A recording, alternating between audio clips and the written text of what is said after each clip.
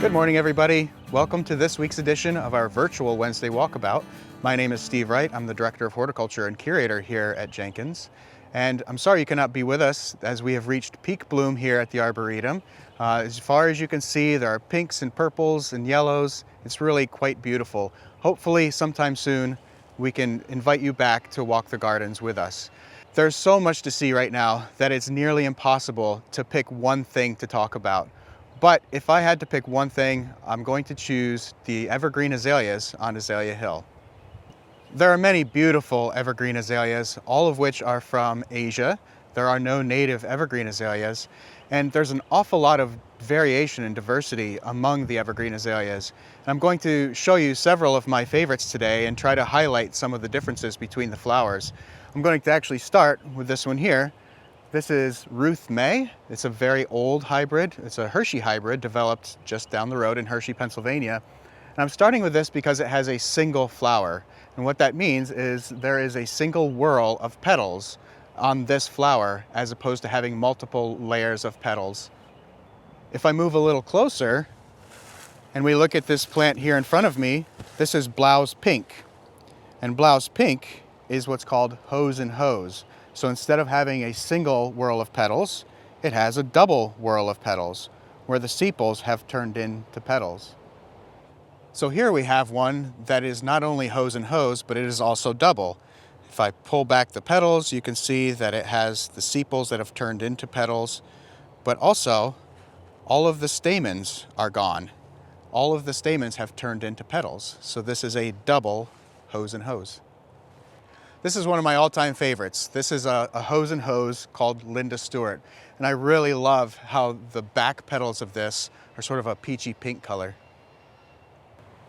So this plant is called Coral Bells. This is also a hose and hose, and it proves that you don't have to have large flowers to have beautiful flowers. So here I am now at Kuromo Shikibu. It is an old cultivar. I believe these plants were planted here in 1975. And if it looks familiar, this is actually where Nancy started her Wednesday Walkabout talk last week. It's really a spectacular plant, and what really sets this apart is that it has strap petals instead of regular petals. And this plant was actually used in various hybridizing programs to create many other spectacular cultivars that have this strap petal. So what I mean by strap petal is just that the petals are split, and they're only about a quarter of the width of a standard sized petal. So it gives it this sort of spider-like appearance. So here I am with a new plant to the garden. These were planted just yesterday. This is a hybrid called Elizabeth Francis. This was a plant that was actually developed right here at Jenkins Arboretum. It was selected by our former director, Harold Sweetman. And you can see that this is also a hose and hose with really spectacular color.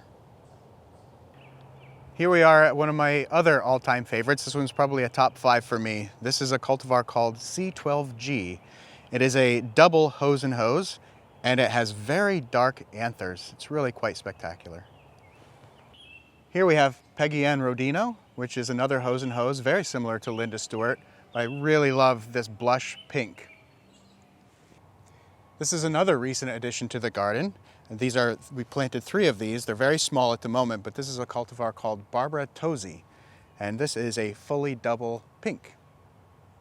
And here we are with Tina's World. Tina's World is one of those varieties that was created using Kuromo Shikibu as a parent. And as you can see, it shares the same strappy petals, but it has this amazing, vibrant magenta color. Here I am with an Arboretum favorite. This is Mrs. Nancy Dipple. And you can see this is a fully double flower. And what's interesting about this, aside from the fact that it is really beautiful, that it does occasionally produce some striping in the petals. And you will even from time to time find an entire flower that is the color of that striping. I am probably going to propagate this branch and see if I can get a whole plant that is that color. Though we have not had this cultivar in our collection for very long, King's Luminous Pink is quickly becoming a favorite single-flowered azalea of mine. And here is another plant that is a result of the hybridization of Kuromo Shikibu.